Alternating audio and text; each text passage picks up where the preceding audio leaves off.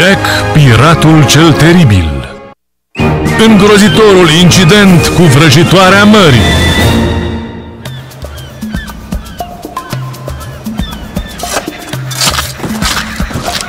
Am reușit!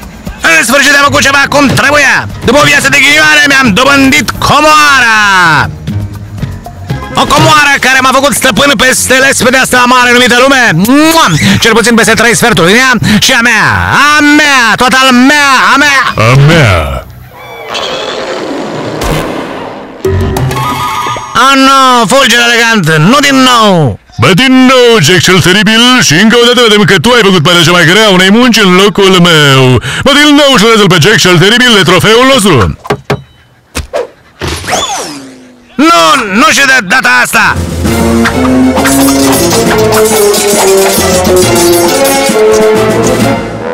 Firar! Nu mă face să devin violent, Jack cel teribil.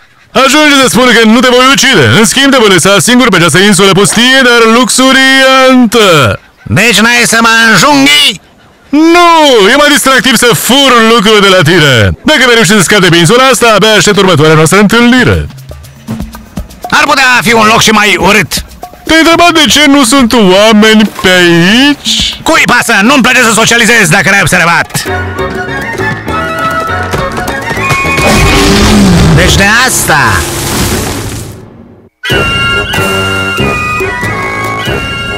Fac pariu cu tine că încă pot trage o săgeată mai drept decât tine. E ridicol, tu ești orb. Da, și tot trag mai bine decât tine. Bine atunci, pe ce pariem? Pe corabia ta și pe asta. Ce? O cârpă cu muci? Eu pariez corabia și de o batistă? Nu e o cârpă de muci oarecare, prietene. E o hartă despre legendara insulă mistică a babei Cotoroanța. Cotoroanța?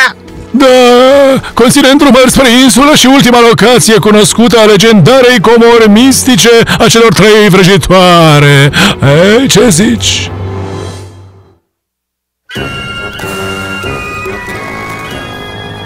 Comoara celor 3 vrăjitoare! E cea mai mare comoară de pe pământ! Comoara aia ne-ar putea ajunge pentru o viață! Adică tot ce trebuie să fac e să te înving la trasul cu arcul folosind săgețile astea neofensive cuventuse în capăt și comoara celor 3 vrăjitoare este a mea! Dacă mă poți învinge, comoara-ți aparține, dar dacă voi câștiga eu, îți iau corabia. Ești cel mai prostrăgător din întreg orașul Grumblegast. Pentru Dumnezeu, el e orb!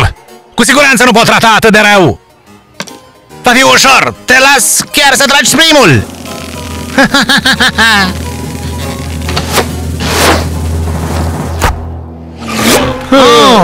Haide, trage mai bine dacă poți, băiete! Mai, asta e bine, da, foarte, foarte bine! Într-adevăr, foarte bine! Mă tem că va trebui să trișez!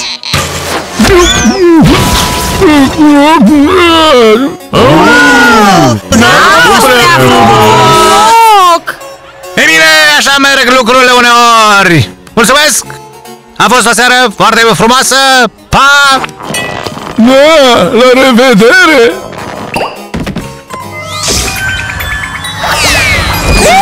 Ce persoană îngrozitoare!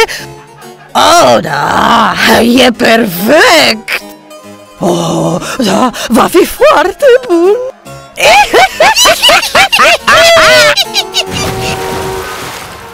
Și așa, piratul Jack cel teribil n-a întârziat să ridice pânzele măreței sale corăbii, găina de mare, spre o altă aventură curajoasă, fără țel inutilă, în căutarea unei comori.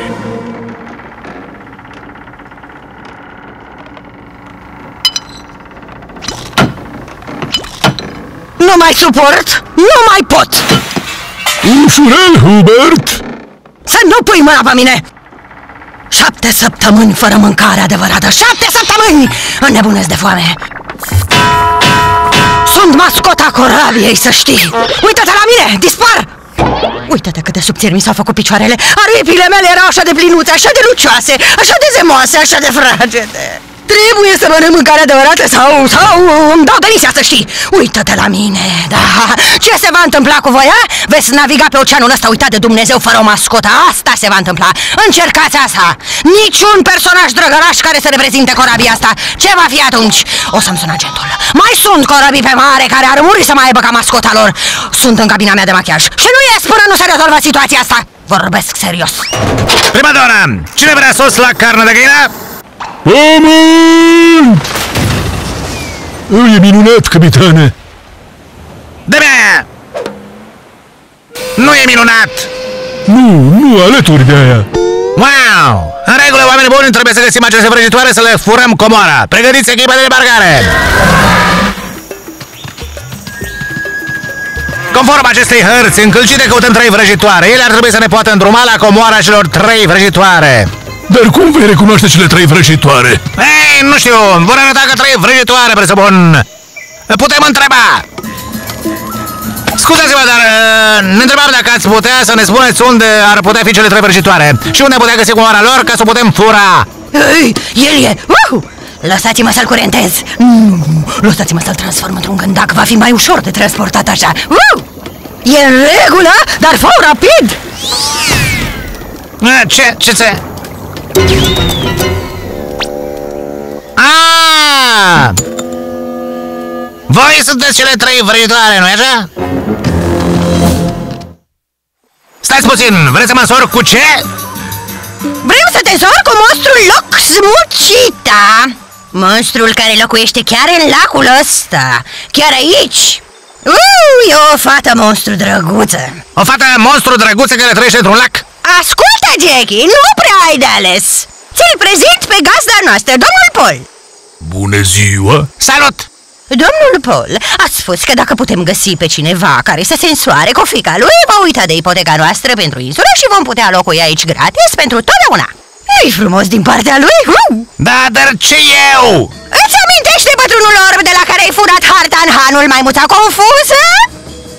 Ce-i cu el? De fapt, eram noi deghizate, inteligente. Ne-am gândit că dacă va trebui să facem pe cineva să se însoare cu monstru din lac, va trebui să fie un ticălos lacom. Și tu ești cel mai rău, băiete! Da, dar dacă vă uitați mai bine, în momentul ăsta sunt un gândac. Te transformăm noi la loc. Da, și avem un loc foarte confortabil în care să stai cât timp pregătim nunta. Vreau un avocat, să știți, și niște oameni foarte importanți mă vor căuta. Cum rămâne cu dreptul meu la un telefon? Ce e aia? Ce? Cine a spus asta? Eu. Salut!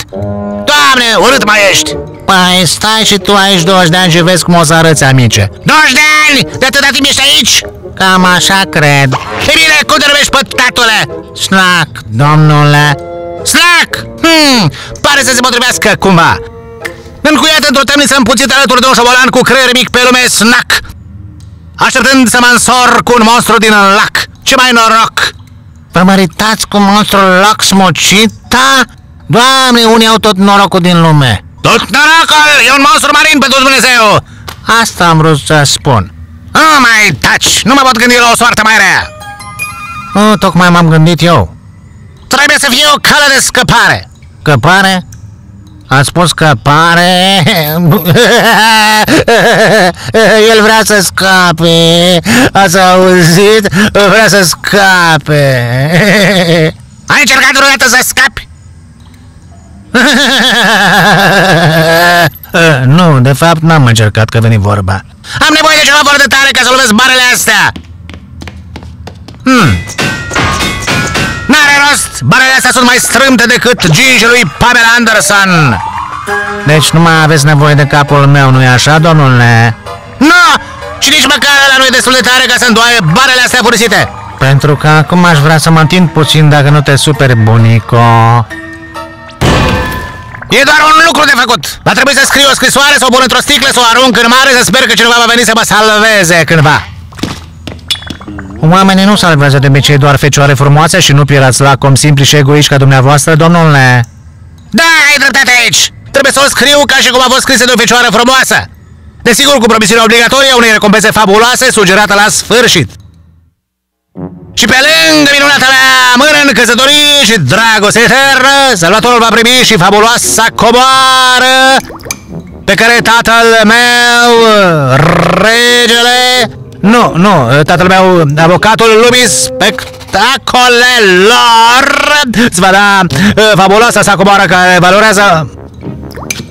Mă rog, mai mult decât îți imaginezi, și un castel și o șalupă și provizii pe viață de hârtie igienică. Oh, hârtie igienică. Asta ar trebui să fie perfect, domnule. Păcat că nu puteți adăuga și o poză. Da, pot, Snack, pot!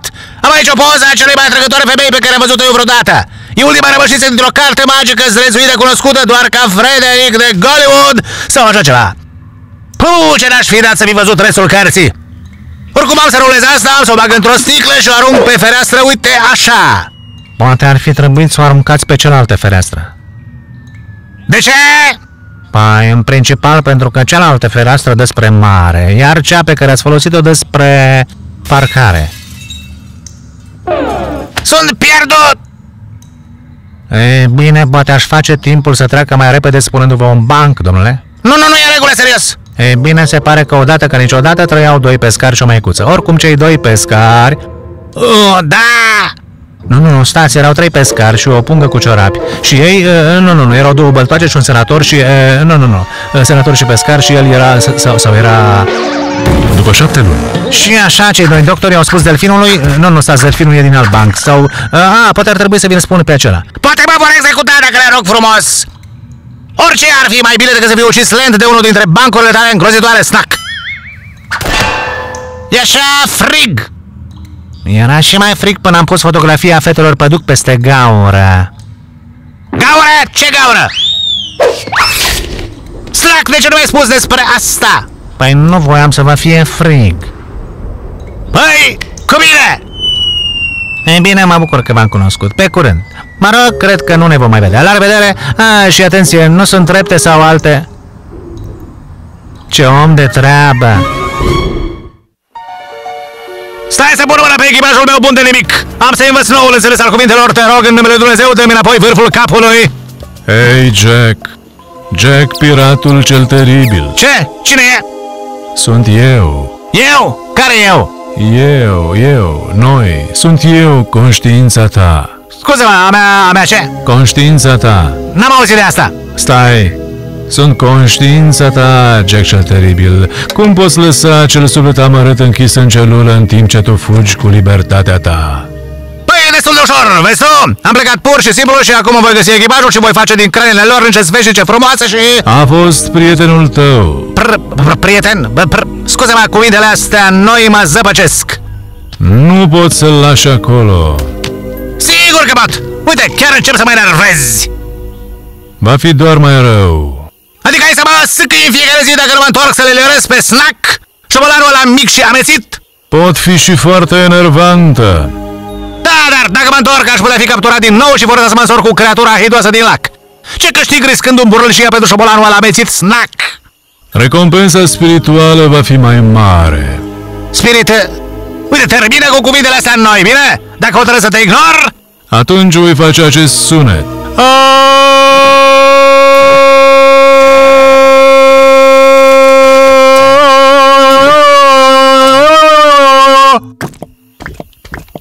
Și pot face asta permanent. Bine, ai câștigat! Dar dacă vrei să întâmple ceva rău, am să vin să te caut, domnule comoditate sau cum te cheamă? Conștiință. Conștiință, așa. E din franceză? Hei, rozător mic și pătat! Grăbește-te, hai să ieșim de aici înainte să... Ca ușa aia să se deschide să fim prinși! Cum, adică așa? Exact așa! Ia te uită la fix! Aud clopotele de nuntă, băiete! Haide că te așteaptă, mireasa, îți sugerez să-ți pui o cravată, wow! Ador nunțile. N-am să mai fac o faptă bună cât am să trăiesc! Deci suntem cu toții pregătiți? Eu nu sunt pregătit, aș mai putea avea timp să mă pregătesc, să zicem 30 sau 40 de ani? Dai bătaie, Wheezy! Acum ne mai trebuie doar mireasa! Iată-o sărind! E minunat. Oh. Am nevoie de un miracol! Nu așa repede, iubitele mele! Fulger! N-am căzut niciodată că mă voi bucura să te văd! Mulțumesc pentru că... Au! Așa, oameni îngrozitori ce sunteți. Am aici un bilet evident scris de mâna unei frumoase fecioare pe care vreți să o măritați cu acest păgân. A fost adus de vânt direct în mâna mea. E clar că soarta a dorit ca eu să intervin să mă însor chiar eu cu fecioara. Pot să mai văd o dată? Tăcere, piele vară, sau pe tunet am să te strapung! Ia, gata, îmbrăștirați-vă, plecați de aici! Uite, băiete, ce dorești tu de fapt? Bună mea, doamnă! Dacă ești adevărat o doamnă, numele meu e Fulger Elegant, eroul eroic al mărilor. Nu pot permite ca frumoasa fecioară care a scris acest bilet sfăcietor să se mărite cu acest laș, mitocan și hoț! Bine, băiete, e toată ta! Da, toată ta, Fulger! Fie bine, cred că băiatul bun câștigă din nou! Serios? Ah, excelent, mulțumesc! Uite, eu pot să plec acum? Da, pleacă! Da, ticălosule, pleacă înainte să uit că sunt doamne de față și să te tai felii! Așa, să continuăm cu asta, domnule vrăjitor, fără nume, unde e frumusețea? Iată-o pe draga mea fiică acum, bună plăcințico! Ea e frumoasa fecioară? Dar n-a spus nimeni frumoasă, iubițelule! Firar! Și fiind eroul care sunt, nu-mi pot călca cuvântul. Mă tem că trebuie să fac ce e nobil și să mă însor cu acest monstru din lac. Bravo, bravo, băiete! Stai așa, Snack, trebuie să văd asta! E prea frumos să fie adevărat! Ce nătărul e Fulger ăla! Uite, chiar se măsura cu chestia aia! În sfârșit o să râd eu la urmă! Ha! Uite, o să o sărute! Pot săruta mireasa. Ce e asta? Ce? Na! No! Bună! Bună și ție, ticrule! De ce? De ce? Norocul vomite iar pe fularul meu! Liniștiți-vă, domnule, se poate și mai rău. Mai rău? Cum ar putea fi mai rău? Ai văzut-o? E minunată! Păi, tatăl ei ar putea da lui Fulger fabuloasa sa comoară. Poftim, flăcăule, o ladă mare de comori.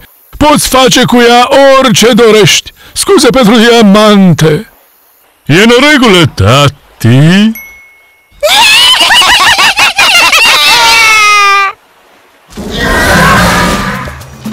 Dar nu vreau să mă răsplătești lucrând o viață pentru mine, Snack. Vreau doar să pleci și atât. Nu, mi-ați salvat viața și am hotărât să nu vă părăsesc niciodată, domnule. Suntem dumneavoastră și eu, domnule, pentru totdeauna. Și nu pot face nimic să te răzgândești?